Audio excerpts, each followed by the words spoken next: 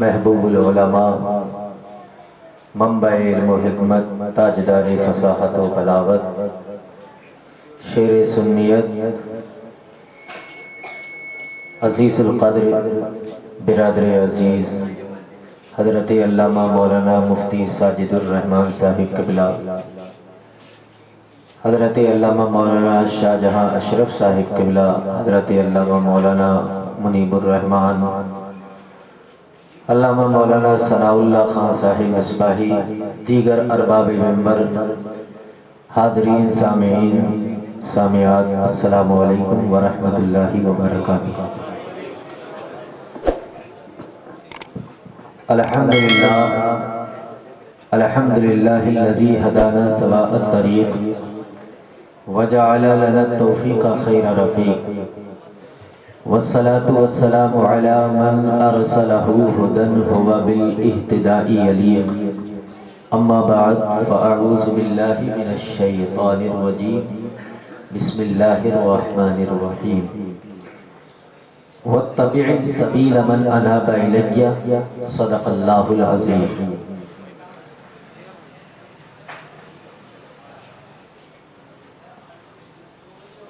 کافی دیر سے آپ حضرات ہماری جماعت کے قدابر، ذی شعور اور باصلاحیت علماء دین سے تقاریر اور نعت و منقبت سماعت کر رہے ہیں۔ اب تقریباً 1:15 اور 1:30 کے بیچ میں ٹائم ہو چکا ہے۔ حقیقت تو یہ ہے کہ اس وقت پر ہمارے پروگرام مکمل ہو جانا چاہیے۔ اس قوم کا سب سے بڑا المیہ آج کے اس دور میں وقت کو ضائع کرنا ہے۔ جو قوم اپنے وقت کی اہمیت کو نہیں سمجھتی ہے، وہ قوم دنیا کے کسی بھی محاذ پر کامیاب نہیں ہو سکتی۔ جس قوم کے لیے اللہ پاک نے اس کی عبادت کا بھی وقت متعین کیا ہو، جب تک وقت نہیں ہوتا ہے نماز فرض نہیں ہوتی، جب تک وقت نہیں آتا ہے رمضان کے روزے فرض نہیں ہوتے، جب تک وقت نہیں ہوتا ہے زکوٰۃ فرض نہیں ہوتی، جب تک وقت نہیں آتا ہے قربانی واجب نہیں ہوتی ہے، وہی قوم وقت کو برباد کرنے میں سب سے زیادہ چیمپئن بنی ہوئی ہے۔ اب اس وقت میں اگر آپ سے کچھ بیان کیا جائے تو کیا آپ سننے کے لیے تیار ہیں؟ نیند کا تو شاید غلبہ لگ رہا ہے آپ پر، لیکن حضرت کی دعوت محبت اور حضرت کے دیار میں بولنا، یہ میں اپنے مقدر کی معراج سمجھتا ہوں، اس لیے کہ حضرت خود ہی اپنے خطابات سے دہلی، اطراف دہلی اور بلکہ یوں کہیے کہ ہندوستان کے اکثر علاقوں میں حضرت عوام اہل سنت کو اپنے خطاب سے سرفراز فرما رہے ہیں۔ جب ایسے ایک عالم دین کی سرپرستی میں تقریر کرنے کا موقع ملے تو یہ بہت بڑی بات ہوا کرتی ہے۔ آج کل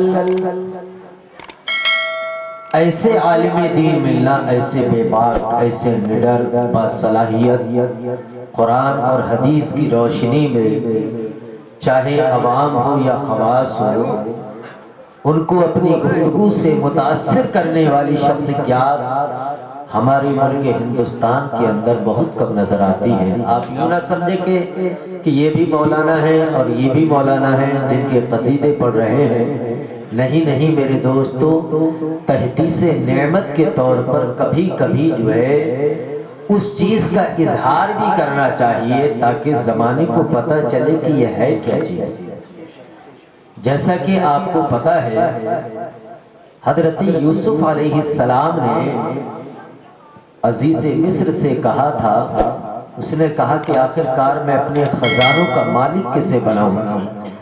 تو حضرت یوسف نے ارشاد فرمایا تھا قال اجعلنی علی خزائن الارض انی حفیظ علیم۔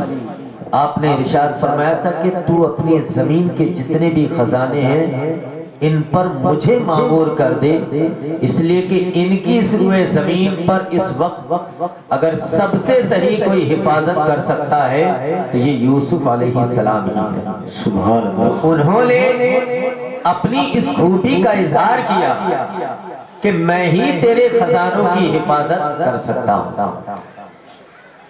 تو اللہ تعالیٰ مفتی صاحب قبلہ ساجد الرحمن صاحب کو سلامت رکھے اور ایسے ہی ہماری جماعت میں اللہ رب العزت علماء کرام کو برقرار فرمائے۔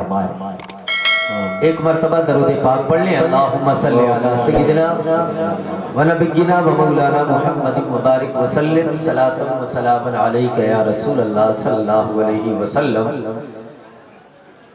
نعت پاک کے 2 شعر پیش کرتا ہوں، آواز تو اس لائق نہیں ہے لیکن میں آپ کا تھوڑا جائزہ لے لوں پھر میں اپنی گفتگو کروں گا۔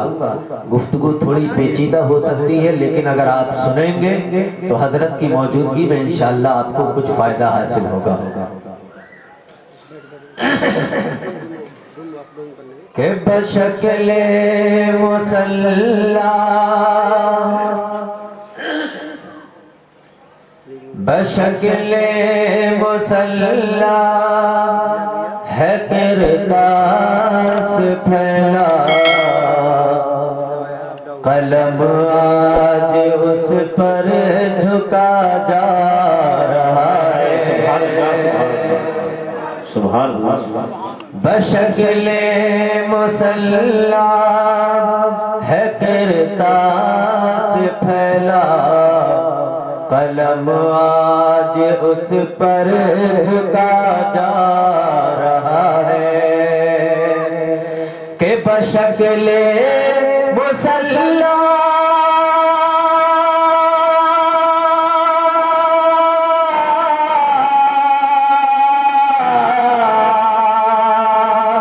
بشکل مسلح ہے کرداس پھیلا، قلم آج اس پر جھکا جا رہا ہے۔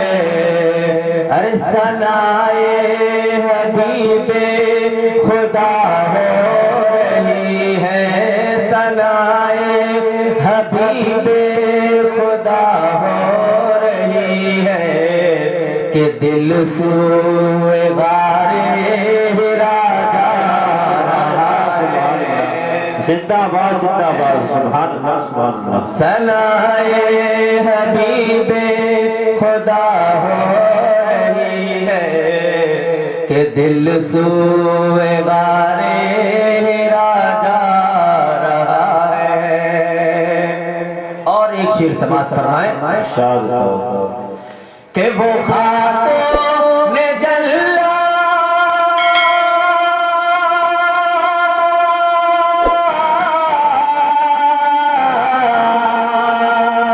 وہ خاتون جلا وہ بھولتے پیغمبر، وہ خاتون جلا وہ بھولتے پیغمبر تھے پیوند جن کی ردا میں بہتر۔ ارے نہ اٹھتا تھا سر جن کا سجدے سے شب بھر، نہ اٹھتا تھا سر جن کا سجدے سے شب بھر۔ ارے اسی کا پسر کربلا جا رہا ہے۔ سر جن کا سجدے سے شب بھر، اسی کا پسر کربلا جا رہا ہے۔ آخری شعر سماعت فرمائیں، اس کے بعد میں بڑی تیزی کے ساتھ اپنی گفتگو کا آغاز کروں گا۔ ارے تجھے کیا خبر ہے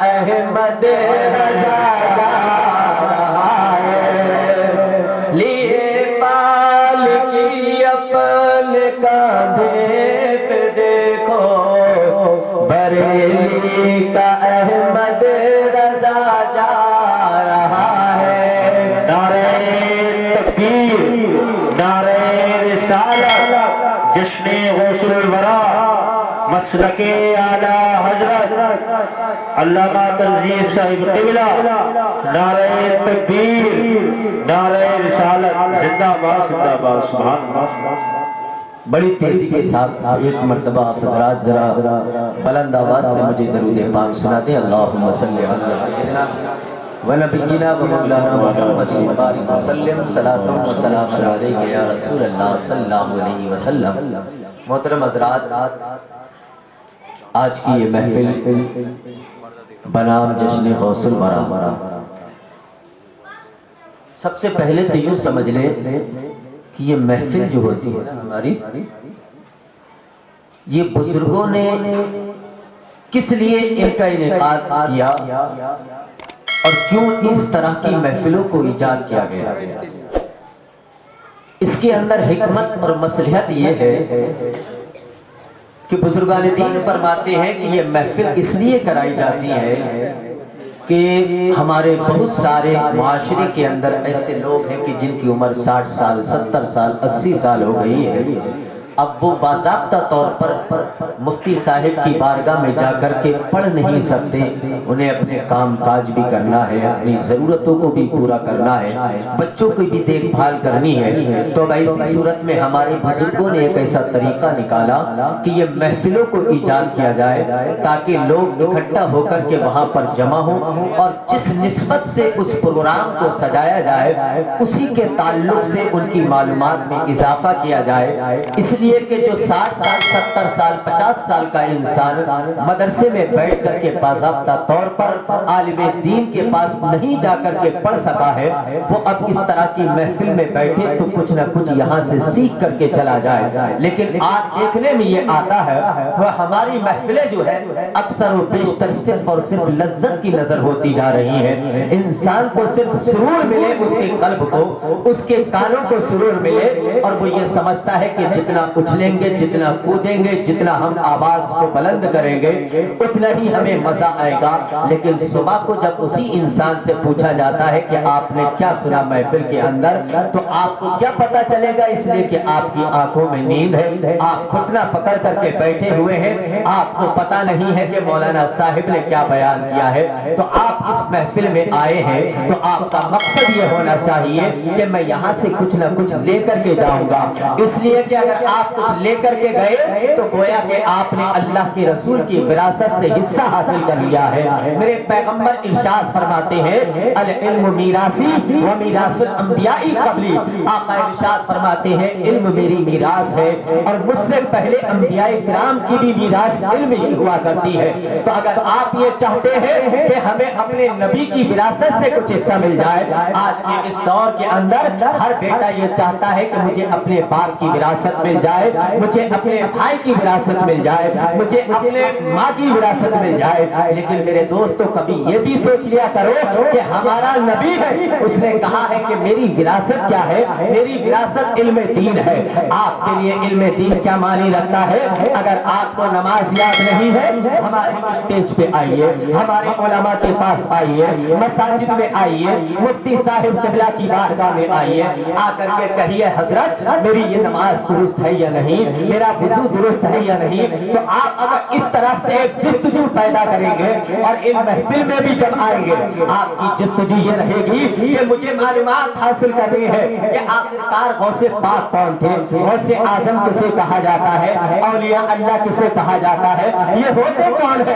آج ہمارے معاشرے کے لوگوں نے یہاں تک محدود کر دیا ہے کہ ہمارے جو بزرگ ہیں, ہمارے جو پیران اعظام ہیں, تو یہ سمجھتے ہیں کہ ان کا کام صرف اتنا ہے کہ وہ تعویذ گنڈا کیا کرتے ہیں, وہ دم اور جھاڑ اور پھوک کیا کرتے ہیں. غوث پاک کے تعلق سے بھی کچھ ایسا طبقہ نظر آتا ہے جو یہ سوچتا ہے کہ غوث پاک کی کسی ایک بابا کا نام ہے, ایک جھاڑ پھوک کرنے والے آدمی کا نام ہے, ایک کسی پیر کا نام ہے, ایک کسی کرامت دکھانے والے ولی کا نام ہے. میں کہتا ہوں غوث پاک کی کرامتیں تو بے شمار ہے, لیکن غوث پاک کا دوسرا پہلو جب آپ دیکھیں گے آپ حیران رہ جائیں گے, آپ تنگ رہ جائیں گے. آپ کو پتا ہے, آپ کا یقین ہے, آپ بیٹھے ہیں, مفتی صاحب بیٹھے ہیں, اور میں بھی آپ سے یہ اعلان کرتا ہوں کہ ہمارا یہ متفقہ طور پر یہ عقیدہ ہے, ہمارا تیقن ہے کہ ہم جس ذات کا آج عرس بنا رہے ہیں, جس ذات کے نام سے آج ہم جلسہ کر رہے ہیں, وہ ذات آج بھی اپنی قبر انور کے اندر زندہ ہے,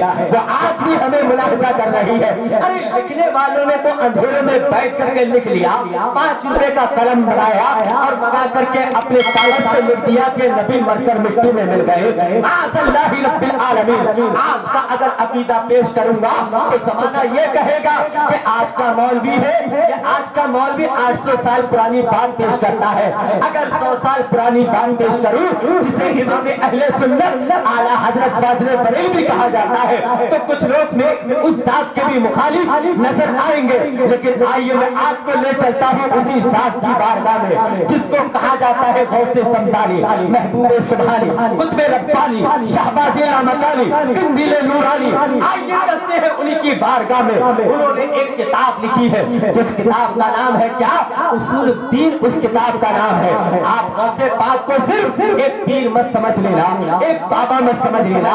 اپنے وقت کے سب سے بڑے مفتی کا نام ہے غوث اعظم, اپنے وقت کے ایک محقق کا نام ہے غوث اعظم, اپنے وقت کے ایک مدقق کا نام ہے غوث اعظم, اپنے وقت کے ایک مفسر کا نام ہے غوث اعظم. وہ جب قلم اٹھاتے ہیں, کتاب لکھتے ہیں اصول الدین, عربی کے اندر اس کتاب کو آپ نے تصریح فرمایا ہے.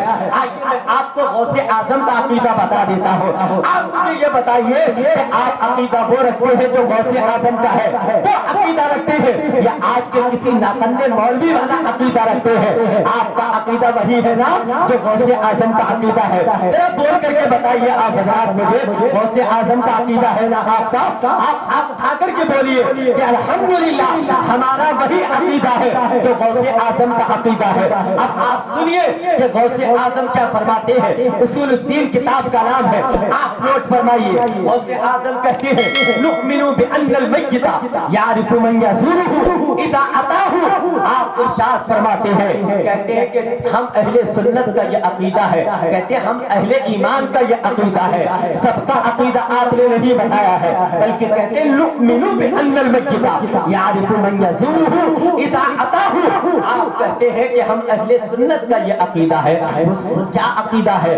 آقا غوث اعظم ارشاد فرماتے ہیں کہ جس وقت کوئی بندہ کسی ولی کے یا کسی اہل ایمان کی قبر پہ جاتا ہے, آقا غوث اعظم ارشاد فرماتے ہیں آنے والے کو وہ قبر میں لیٹا ہوا انسان پہچانتا بھی ہے, اسے جانتا بھی ہے. جب وہ پڑھ کر کے کچھ بخشتا ہے وہ اس کو بھی ملاحظہ کرتا ہے. آپ لوگ کہتے ہیں کہ مر کر مٹی میں نبی مل گئے, معاذ اللہ رب العالمین. میرا غوث کہہ رہا ہے, کیا کہہ رہے ہیں کہ قبر میں لیٹا ہوا جو انسان ہے, ایک عام مومن کے بارے میں غوث پاک ارشاد فرماتے ہیں کہ قبر میں جو لیٹا ہوا انسان ہے وہ آنے والے کو ملاحظہ کرتا ہے کہ میرا باپ میری قبر پہ آیا ہے، میرا بیٹا میری قبر پہ آیا ہے۔ غوث پاک ارشاد فرماتے ہیں کہ یہ صرف میں نے اپنی عقل کی بنیاد پر بات نہیں لکھی ہے، بلکہ غوث پاک نے اسی کے ضمن میں بخاری شریف کی حدیث کو اٹھایا ہے۔ کون سی حدیث ہے؟ غوث پاک ارشاد فرماتے ہیں، آقا نے ارشاد فرمایا، کیا ارشاد فرمایا؟ یسمع صوتها کل شیء الا الانسان ولو سمع الانسان لصعق۔ غوث پاک نے اس حدیث کو نقل فرمایا اور کہتے ہیں کہ اس کی آواز کو ہر چیز سنتی ہے، ہر چیز سنتی ہے، جس کا انتقال ہو جاتا ہے، جس کی روح نکل رہی ہوتی ہے، اس کی آواز کو ہر چیز سنا کرتی ہے۔ جانور سنتے ہیں، پرندے سنتے ہیں، چرندے سنتے ہیں، حشرات الارض بھی اس کی آواز کو سنا کرتی ہے۔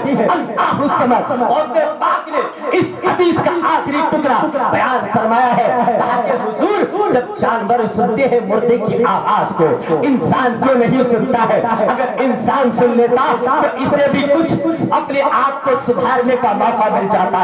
غوث پاک نے حدیث کے آخری جملے کو ارشاد فرمایا، آپ کہتے ہیں وَلَوْ سَمِعَ الْإِنسَانُ لَصَعِقَ۔ آقا ارشاد فرماتے ہیں کہ اگر انسان مرنے والے کی آواز کو سن لیتا تو اس کی آواز کو سن کر کے بے ہوش ہو کر کے گر پڑتا۔ یہ اللہ کی حکمت رہی کہ اللہ پاک نے مردے کی تکلیف والی جو آواز ہے اس آواز کو انسانوں سے محفوظ رکھا ہے، انسانوں سے بچا کر کے رکھا ہے۔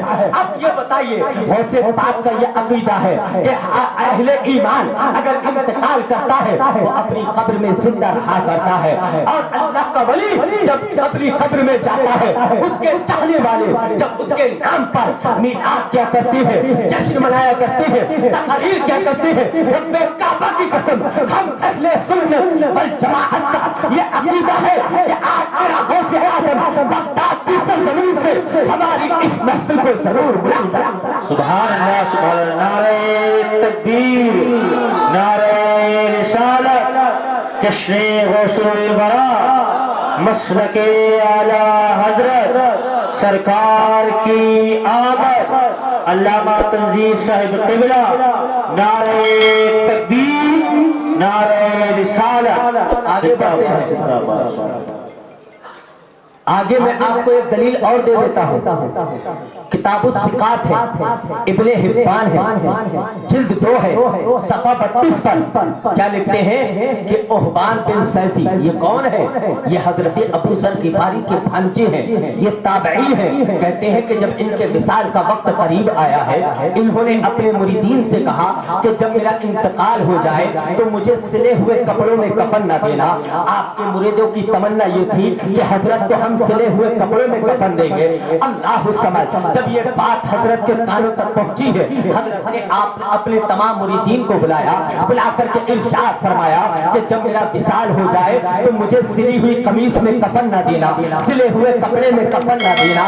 کہا کہ حضور ٹھیک ہے، جب آپ کا وصال ہو جاتا ہے کہتے اوسا اندہ موت ہی، آپ نے اپنی موت کے وقت وصیت یہ لوگوں کو فرمائی تھی۔ جب آپ نے یہ وصیت فرما دی، آپ کا وصال ہو گیا تو جو لوگ یہ کہہ رہے تھے کہ ہم تو حضرت کو سلی ہوئی قمیص میں کفن دیں گے، ہم تو سلے ہوئے کپڑے میں کفن دیں گے، تو کہا کہ نہیں ایسا نہیں ہے۔ حضرت نے فرمایا ہے کہ سلے ہوئے کپڑوں میں کفن نہیں دینا ہے۔ تو کہا کہ اچھا ووٹ ڈال لیتے ہیں، جس کی تعداد زیادہ ہوگی انہی کی بات کو تسلیم کر لیا جائے گا۔ اللہ سمجھ، جب ووٹ ڈالے گئے ہیں، جب دیکھا گیا ہے تو کثرت ان لوگوں کی زیادہ نظر آتی ہے جو یہ کہتے ہیں کہ سلی ہوئی قمیص میں کفن دیا جائے گا۔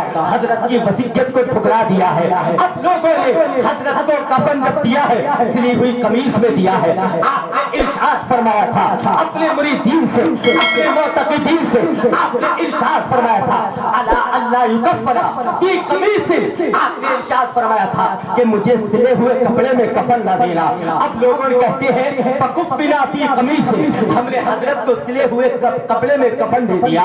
حضرت نے منع فرمایا تھا سلے ہوئے کپڑے میں کفن نہ دینا، ہم نے سلے ہوئے کپڑے میں حضرت کو کفن دے دیا ہے اللہ الصمد کہتے ہیں لوگ ہم نے حضرت کو غسل دیا ہے ہم نے حضرت کو کفن دیا ہے کون ہے عثمان بن سیفی حضرت ابو ذر غفاری کے بھانجے بھی ہیں آپ کے شاگرد بھی ہیں آپ دیکھیے تو صحیح ابن حبان نے کتاب الثقات کے اندر اس بات کو نقل فرمایا ہے جب آپ کو کفن دے دیا گیا ہے اب کہتے ہیں لوگ فلما رجعوا من دفنه دخلوا داره اب لوگ کہتے ہیں کہ جب حضرت کو دفن کر کے ہم ان کے گھر میں داخل ہوئے ہیں حضرت کو دفن کر کے آ گئے قبرستان میں لٹا کر کے آ گئے آپ کے اوپر مٹی ڈال کر کے آ گئے آپ کو مدفون فرما دیا ہے کہتے ہیں کہ جب حضرت کے اس کمرے میں ہم گئے ہیں جس کمرے میں حضرت آرام فرمایا کرتے تھے کہتے ہیں فَإِذَا الْقَمِيصُ الَّذِي كَفَّنُوهُ فِيهِ مَوْضُوعٌ فِي الْبَيْتِ کہتے ہیں رب کعبہ کی قسم جس وقت حضرت کے اس کمرے میں ہم داخل ہوئے ہیں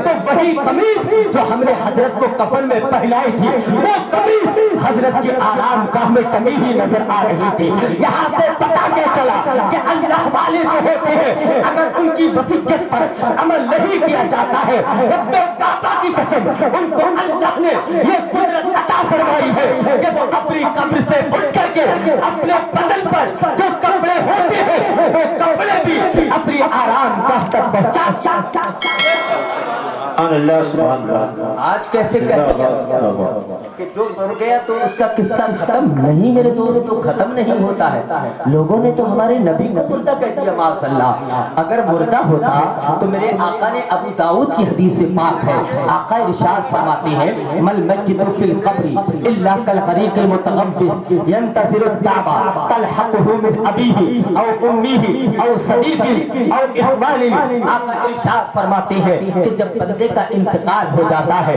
اسے قبر میں رکھ دیا جاتا ہے اس کی کنڈیشن ایسی ہوا کرتی ہے جیسا کہ دریا میں کوئی انسان ڈوب رہا ہو اسے تیرنا بھی نہیں آتا ہے جب انسان دریا میں ڈوب رہا ہوتا ہے اس کو تیرنا بھی نہیں آتا ہے جب اس کے ڈوبنے کا وقت قریب ہوتا ہے اس کی کنڈیشن کیا ہوتی ہے ایسا کوئی بندہ نظر آ جائے ایسا کوئی انسان نظر آ جائے کہ جو مجھے بچا لے میرے ہاتھ کو تھام کر کے مجھے دریا سے باہر کر دے آقا ارشاد فرماتے ہیں یہی کنڈیشن صرف اس بندے کی ہوا کرتی ہے کہ جو قبر کے اندر مدفون ہوتا ہے لیکن جب اسے دفن کر دیا جاتا ہے تو وہ کہتا ہے ایسا کوئی بندہ دنیا میں ہے ایسا کوئی انسان ہے کہ ینتظر الدعوة تلحقه کہتا ہے